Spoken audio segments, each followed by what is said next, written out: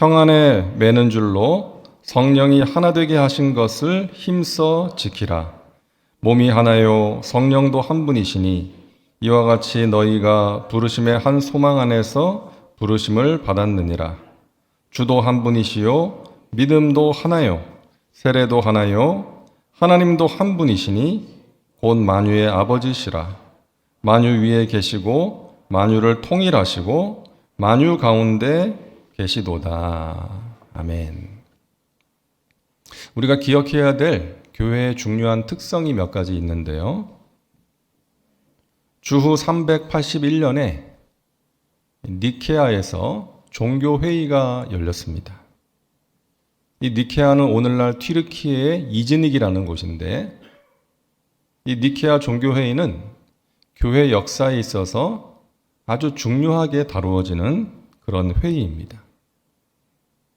회의를 마치면서 신조를 발표했는데 거기에 이런 내용이 있어요. 니케아 신조에 이런 내용이 있습니다. 우리는 하나이고 거룩하고 보편적이며 사도적인 교회를 믿는다. 한번 따라 하실까요? 우리는 하나이고 거룩하고 보편적이며 사도적인 교회다. 여러분, 이것이 교회의 특성이에요. 오늘날도 교회의 특성을 이야기할 때 이 니케아 신조의 내용을 이야기합니다. 교회가 무엇을 추구해야 하는지, 교회된 우리 각 사람이 무엇을 추구해야 되는지를 알 수가 있어요. 첫째는 교회는 하나다. 다시 한번 따라하세요. 교회는 하나다. 이 땅에 수많은 교회들이 있지만 교회가 하나인 이유는 교회의 머리 대신, 교회의 주인 대신 하나님이 한 분이시기 때문이죠. 조금 전에 봉독한 말씀 에베소서 4장 3절부터 보니까 평안에 매는 줄로 성령이 하나 되게 하신 것을 힘써 지키라 말씀하세요. 한 번 더 따라하세요. 성령이 하나 되게 하신 것을 힘써 지키라. 우리를 향하신 주님의 뜻이요 명령입니다. 한 분이신 주님이 우리를 부르셨고 우리는 그 한 분 주님을 섬기는 자들이기 때문에 교회는 성령이 하나 되게 하신 것을 힘써 지켜야 되는 거예요. 그런데 현실은 어떻습니까? 그렇지 못하죠.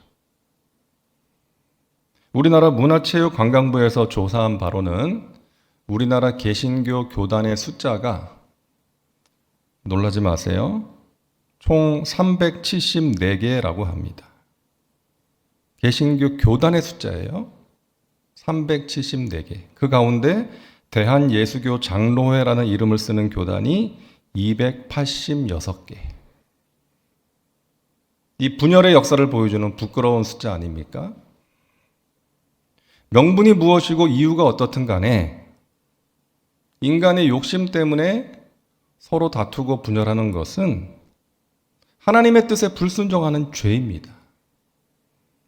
하나님의 마음을 아프게 하는 것이고 하나님의 거룩하신 명령에 불순종하는 거예요. 물론 사람이 모이면 다툼이 있을 수 있죠. 우리 가족들 간에도 다툼이 있는데 왜 많은 사람들이 모인 교인 간에 다툼이 없겠습니까? 하지만 그것을 방치하면 안 되고 그것을 당연하게 여기면 안 된다는 거예요. 극복해야 돼요. 왜? 주님의 뜻이니까. 우리는 주님의 뜻에 순종해야 되는 사람들이니까. 다툼이 있을 수 있지만 그것을 극복할 수 있어야 돼요. 하나 되게 하신 것을 힘써 지켜야 됩니다. 자, 그러기 위해서 무엇이 필요할까요? 빌립보서 2장 5절입니다. 너희 안에 이 마음을 품으라 곧 그리스도 예수의 마음이니. 우리가 하나 되게 하신 것을 힘써 지키기 위해서, 다툼과 분열을 극복하기 위해서 필요한 것이 그리스도 예수의 마음이라는 거예요. 하나님과 본체시지만 인간의 모습으로 낮아지신 그 예수님의 마음, 겸손이죠. 죽기까지 복종하신 그 순종, 우리에게 그 마음이 있어야 돼요. 우리는 내 뜻대로 하려고 할 때가 참 많은 것 같아요. 내 생각대로, 내 감정대로, 또는 나와 친한 아무개의 말대로. 여러분, 그것은 교회의 모습이 아니에요. 어제 나눈 것처럼 우리는 예수 그리스도의 몸이기 때문에 머리 되신 주님을 따라가야 됩니다. 우리는 예수 그리스도의 신부이기 때문에 신랑에게 복종해야 돼요. 우리는 예수 그리스도의 양이기 때문에 목자 되신 주님만을 따라가야 될 줄로 믿습니다. 어떤 이유가 되었든 교회가 분열되는 것은 마귀에게 당하는 거예요. 그러므로 우리는 항상 깨어서 성령이 하나 되게 하신 것을 힘써 지켜야 되는 것입니다. 교회는 하나이기 때문에. 자, 둘째로 따라하세요. 교회는 거룩하다. 여러분, 교회가 거룩한 이유는 교회의 머리 되신 하나님께서 거룩하시기 때문이에요. 그리고 하나님께서 우리를 거룩한 성도로 부르셨기 때문입니다. 지난 주일에 나눈 말씀 로마서 1장 7절에 로마에서 하나님의 사랑하심을 받고 성도로 부르심을 받은 모든 자에게 하나님 우리 아버지와 주 예수 그리스도로부터 은혜와 평강이 있기를 원하노라. 우리는 성도, 거룩한 자, 거룩한 무리로 부르심을 받았습니다. 교회의 머리이시고 주인 되신 하나님이 거룩하시고 우리는 거룩하신 하나님의 자녀로 부르심을 받았기 때문에 거룩하신 하나님을 닮아야 되는 거예요. 여러분, 우리는 거룩한 삶을 살아야 됩니다. 거룩함은 구별됨이에요. 다름이에요. 주일 오전에 예배당에 와서 예배 드리는 것 말고는 믿지 않는 사람들과 다름이 없는 썬데이 크리스찬이 되어서는 안 됩니다. 우리는 우리 연약함을 도우시는 성령님을 의지하면서 하나님의 말씀을 따라 거룩한 삶을 살아가야 되는 사람들이에요. 베드로전서 1장 15절에 오직 너희를 부르신 거룩한 이처럼 너희도 모든 행실에 거룩한 자가 되라. 우리를 부르신 하나님의 거룩하심처럼 하나님의 자녀된 우리도 아버지 하나님을 닮아 거룩한 자로서 살아가야 한다는 거예요. 여기서 말하는 모든 행실에 거룩하다는 것은요, 다른 표현으로 하면 하나님 나라 백성답게 살아가는 거예요. 우리는 그 나라 백성이니까, 천국 시민권자니까 그 나라 백성답게 이 세상의 가치관을 가지고 이 세상의 방식을 따라 살아가는 것이 아니라 하나님 나라의 가치관을 가지고 하나님 나라의 법과 방식을 따라 살아가야 하는 사람들이라는 거예요.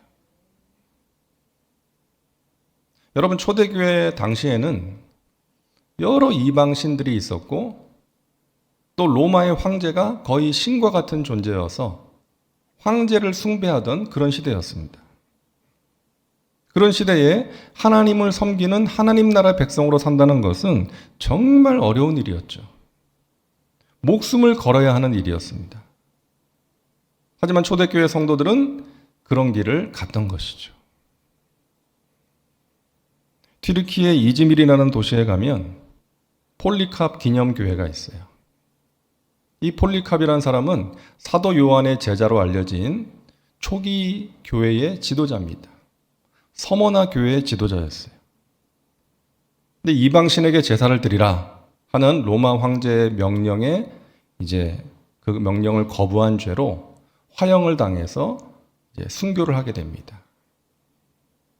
근데 이 폴리캅을 죽이려고 하는데 그 지역 총독이 내키지가 않는 거예요.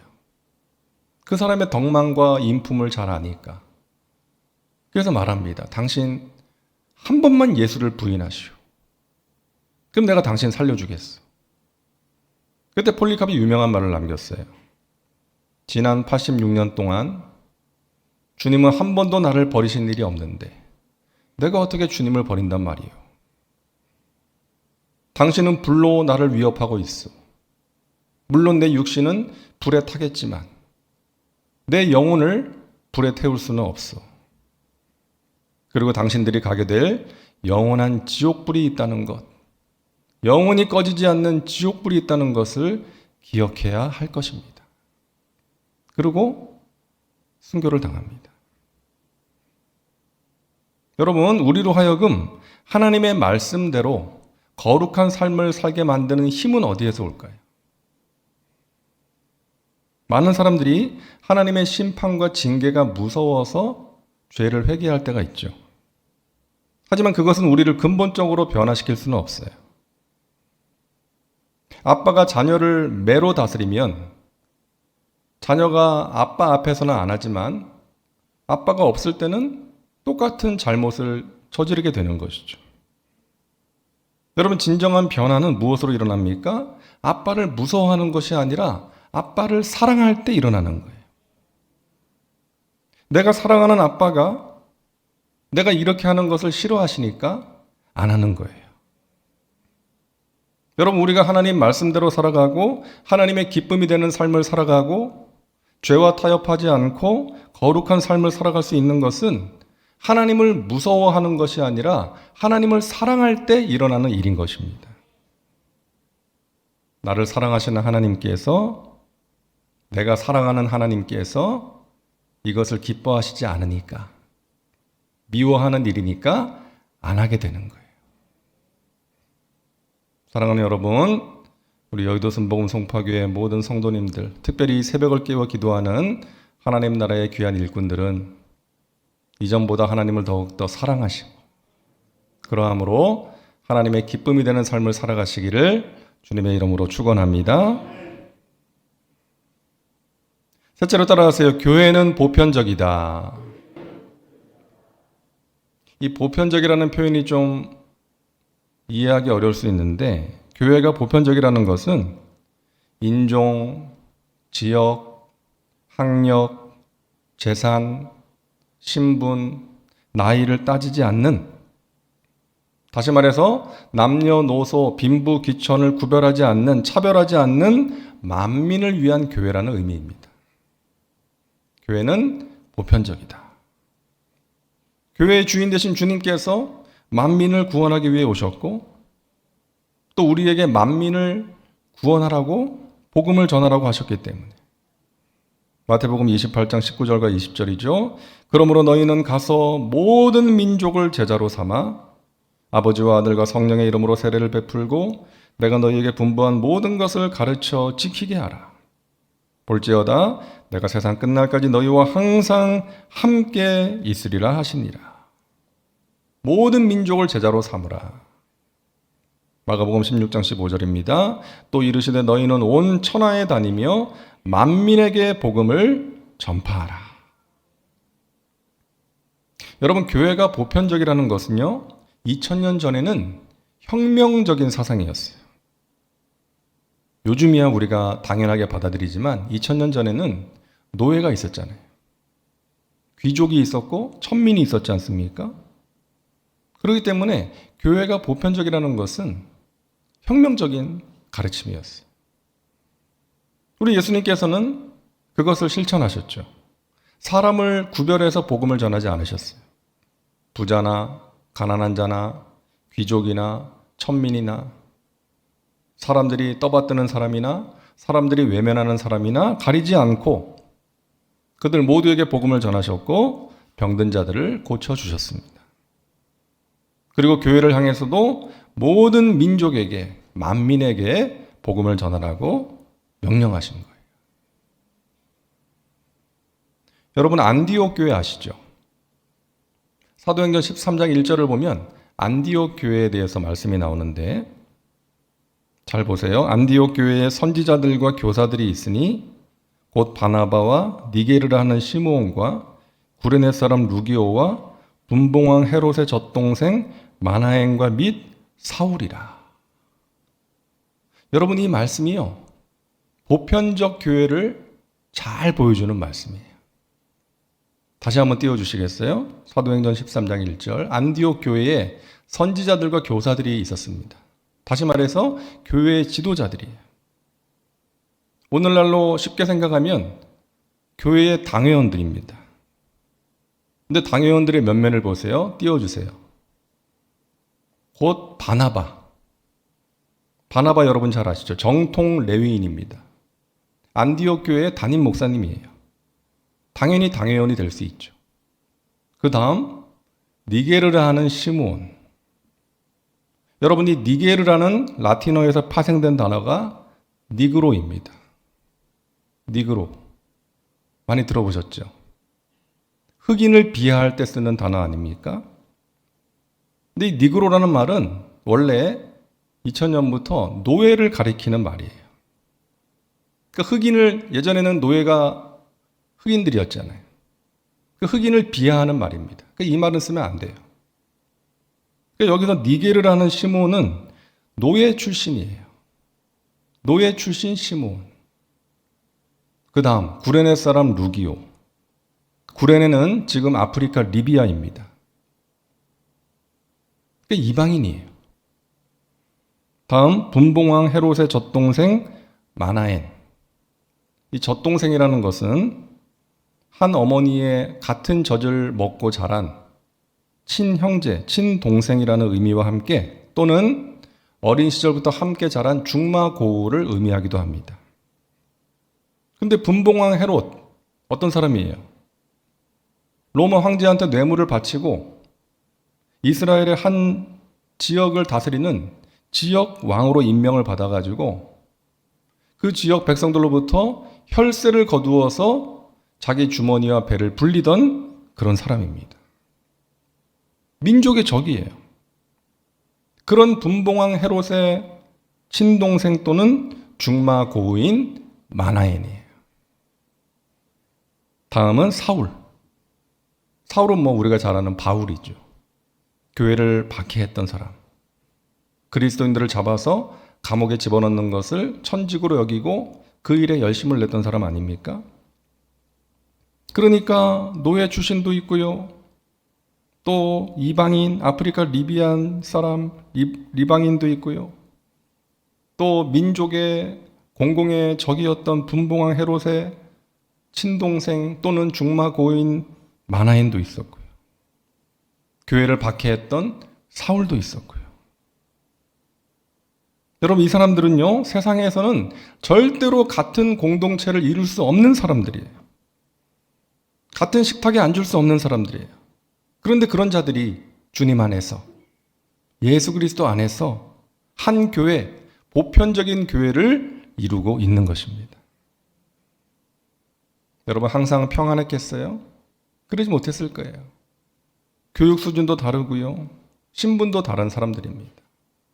때로는 의견 충돌도 있었을 것이고 때로는 마음에 들지 않는 모습도 있었을 거예요. 그러나 예수 그리스도 안에서 예수 그리스도의 마음으로 서로를 귀하게 여기고 사랑하면서 보편적인 교회를 이룬 것입니다.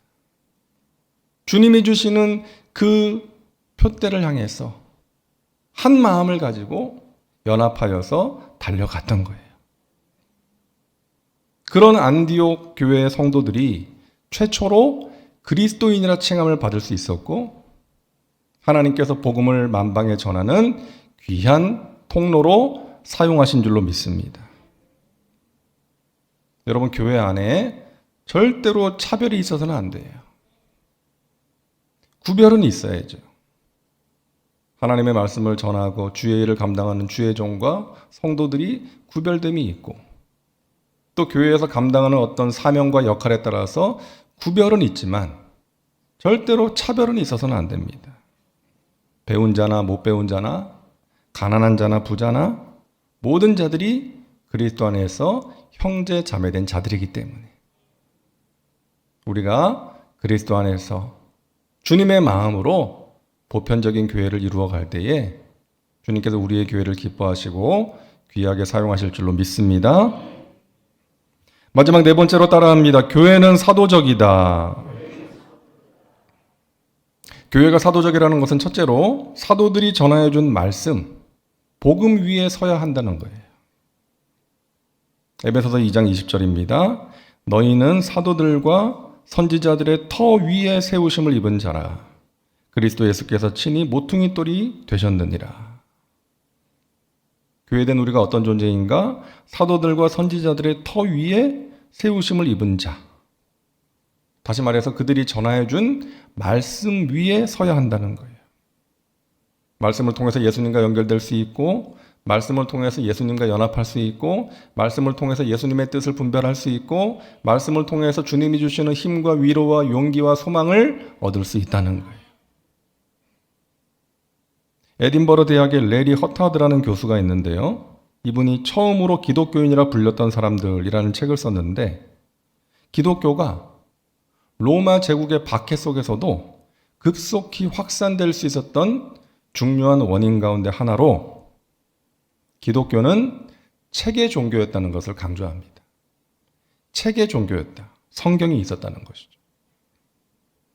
여러분, 초대교회에는 거대한 성전이 없었고, 신학교도 없었고, 돈도 없었어요. 하지만 성경을 읽고 연구하고 기록하면서 복음을 전했던 거예요.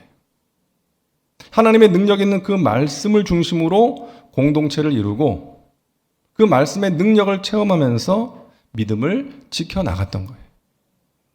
그렇기 때문에 로마 제국의 박해 속에서도 기독교가 급속히 확산될 수 있었다는 것입니다.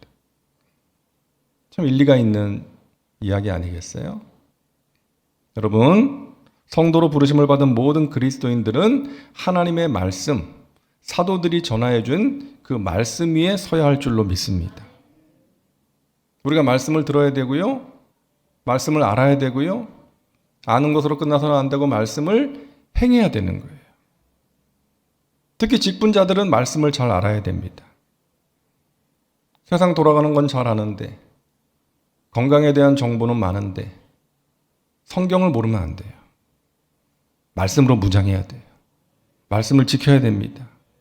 그럴 때 주님께서 원하시는 모습으로 사명을 감당할 수가 있는 것입니다. 그리고 교회가 사도적이라는 또 한 가지 내용은 세상으로 보내심을 받았다는 거예요. 세상을 변화시키라고, 세상에 있는 자들을 구원하라고 부름받은 사람들, 보냄을 받은 존재라는 거예요. 그래서 예수님께서는 너희가 세상의 소금이다, 세상의 빛이다라고 말씀하셨지, 교회 안의 소금과 빛이라고 말씀하지 않으신 거예요. 우리는 세상의 소금과 빛입니다. 세상에 예수 그리스도의 빛을 전해야 되는 사람이고, 썩어가는 세상 가운데 그 썩음을 막거나 변화시킬 수 있는 소금의 사명을 감당해야 되는 사람들이라는 거예요. 말씀을 마칩니다. 우리가 하나 되기 위하여, 우리가 거룩하기 위하여, 말씀 위에 굳게 서기 위하여, 만민에게 복음을 전하기 위하여 필요한 것은 성령 충만입니다. 우리의 힘과 의지로 되는 게 아니기 때문에, 성령의 도우심과 능력으로 되는 것이기 때문입니다. 여러분, 베드로는 큰 소리 쳤어요. 다른 사람이 다 주님을 버릴지라도 저는 절대로 주님을 버리지 않겠습니다. 하지만 결국 3번이나 부인했어요. 나중에 부활승천하신 예수님의 말씀을 따라 마가의 다락방에 모여서 간절히 기도할 때, 성령 받기를 기도할 때 아마 베드로가 제일 간절히 기도했을 것 같아요. 자기 힘과 의지로 할 수 없다는 것을 뼈저리게 체험했기 때문에.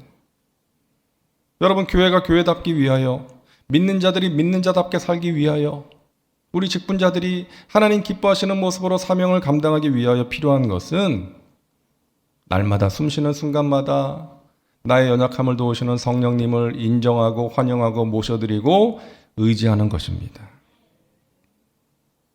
무엇에 취하느냐에 따라서 인생이 달라집니다. 우리는 세상에 취해 살아가서는 안 되고 성령의 새술에 취해야 될 줄로 믿습니다. 술 취한 사람이 담대해지는 것처럼 성령의 새술에 취하면 우리가 담대해집니다. 술 취하면 노래가 나오듯이 성령 충만한 사람은 하나님을 찬양하며 살아가는 거예요.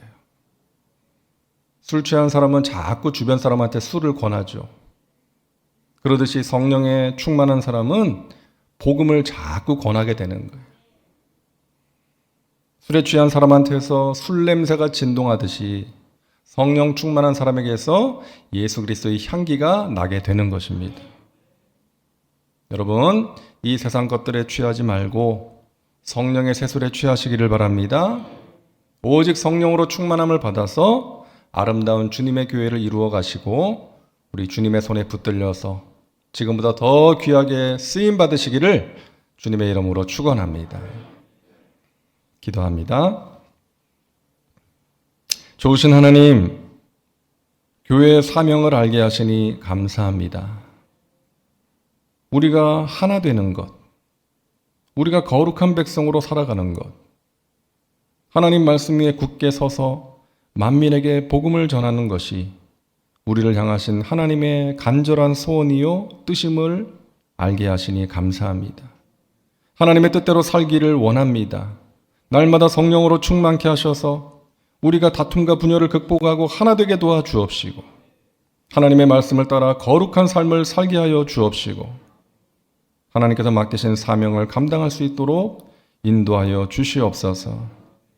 이 새벽을 깨워 간절히 기도하는 주의 백성들, 하나님께서 사랑하시고 귀히 쓰시는 일꾼들입니다. 주의 성령께서 날마다 붙들어 주시고 그 마음과 생각을 지켜주시고 연약한 가운데 또는 고통 가운데 간절히 부르짖는 기도에 하나님 응답하여 주옵소서. 근심을 벗어나 환난을 벗어나 근심이 없게 하셔서 하나님께서 맡기신 사명을 집중함으로 기쁨으로 감당할 수 있도록 인도하여 주시옵소서. 육신의 질병을 치료하여 주옵시고 가정의 문제, 직장과 사업의 문제를 해결하여 주옵시고 합력하여 선을 이루시는 하나님을 체험하게 하여 주시옵소서. 우리 여의도 순복음 송파교회가 하나 되는 교회요, 거룩한 교회요, 말씀 위에 굳게 서는 교회요, 만민에게 복음을 전하는 교회가 되게 하여 주시옵소서.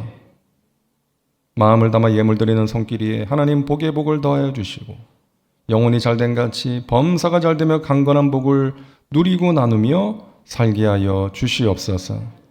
이 시간 기도할 때 성령님 우리의 기도를 이끌어 주시고 하나님 마음에 맞는 기도요 하늘문을 여는 기도 되게 하여 주시옵소서.